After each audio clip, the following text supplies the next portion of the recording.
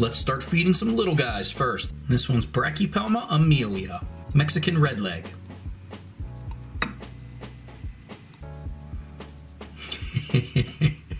These little things always make me laugh. They're such ferocious little predators and they're so tiny. See if we can zoom in a little bit.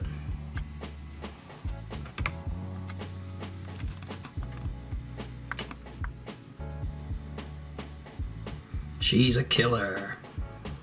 And that booty looks a little dark, so there's a good chance she's not going to take this, but this is my Nondu Colorado villosus, and she did eat last week for me, so we'll try it again this week, but like I said, look at that dark booty. She might not be eating.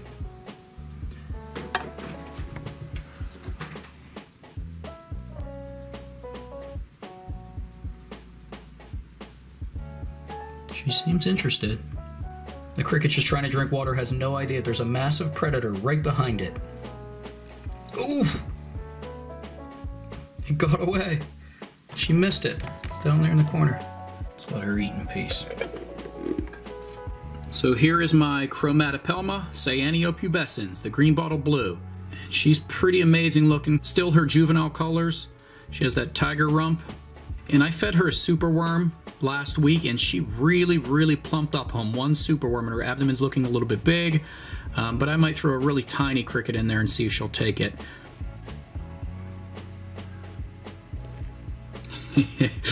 These guys are really good eaters.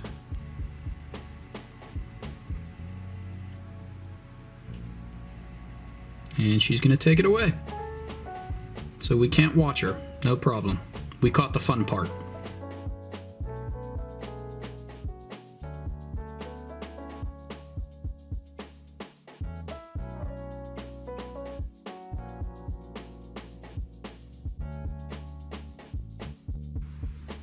Oof, jeez, that scared me. Oh, I don't know why that scared me so bad, because I was looking through the camera, not actually at the spider. Kind of freaked me out a little. What a wuss. Oh, that got me. You got me good, little girl. That's actually really embarrassing that I caught that on film, me freaking out like that over a little tiny spider. And I should probably edit that out so I don't look like a big wuss, but I want to be honest and show everything. So even if a spider freaks me out accidentally, I think I should keep it in there. So there you go. I look like a big idiot on film.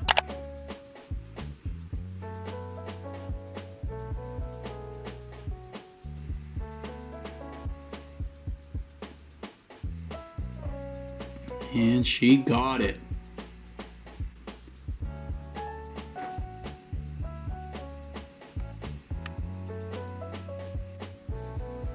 New camera, what do you guys think?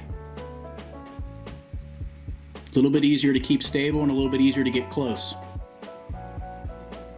Pretty cool. All right, we'll let her eat. And this little girl will probably eat is my Aphonopelma calcodes. She's been a pretty good eater so far. This is kind of a small cricket for her too. I've been feeding her quite a bit, trying to plump her up a little bit. So when I got her abdomen was pretty small, so.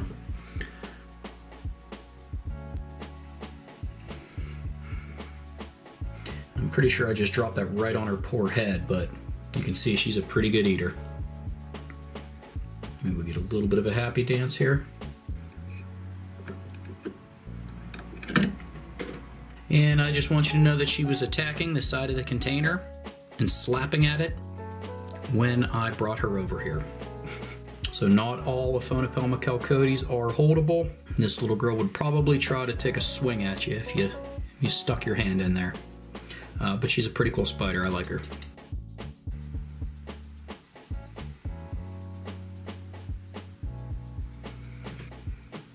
Okay, moving on to the star of the show, hopefully. Now, I really wanted to show you guys this one. This is my Nondu chromatus, the Brazilian red and white. She is freshly molted and looks amazing. Look at the colors on her. Let's see if I can zoom in there. Now, she's a little bit skittish and a little bit shy. I don't know if she'll eat on camera for us. I don't know if this will really do it justice, but I left her carapace here so you can see how small it was. I mean, that's the size of her carapace. And look at the size of her carapace now. It's really hard to tell because of the distance here, but She really gained a lot of size on this molt. She was about 3 inches when I got her, and now she's a good 4, I'd say almost. Really leggy and lanky looking also. I was told this is a female, but looking at how lanky those legs are, I wouldn't doubt if it actually turned out to be a male. But unfortunately she, and we're gonna call her she until we're sure, because I was told she was a girl, unfortunately she destroyed her molt and she laid on it for a couple of days, so I didn't want to try to drag it out from underneath of her. She's really a nervous girl, and I doubt very much that we'll get her to come out, but I haven't fed her since her molt, which was over a week ago. Ooh. So she has got to be hungry. Let's see if we can get that cricket right in front of her.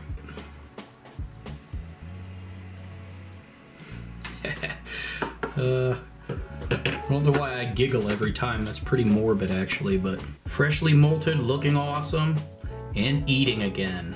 Wonderful. Let me know in the comments if your Nandus are really skittish. I also have a Colorado Velocis that isn't really eating on film. She'll eat, but I have to leave her alone.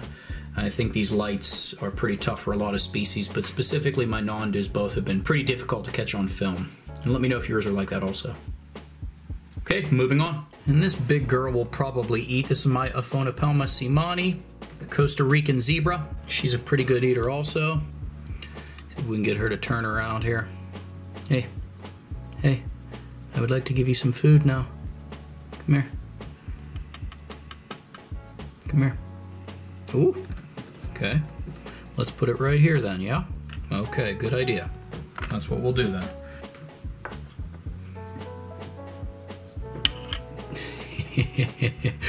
Yep. She'll usually eat. She didn't get that big by not eating, did you?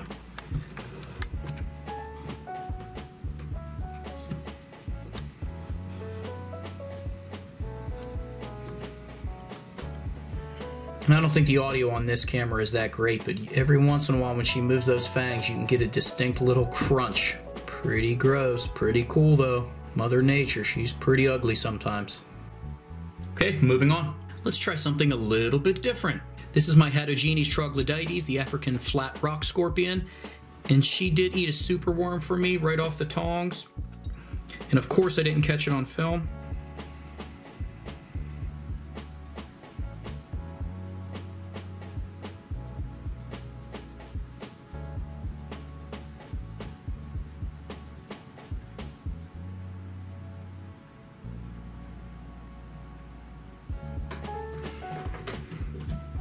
Isn't she polite? She just takes it right off your hands.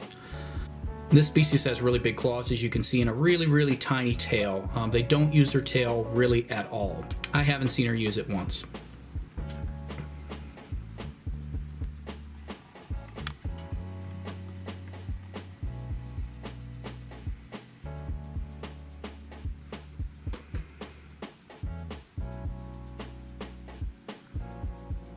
It's almost like the movie Aliens. Their little mouth parts come out and eat the cricket. It's pretty gross, but awesome.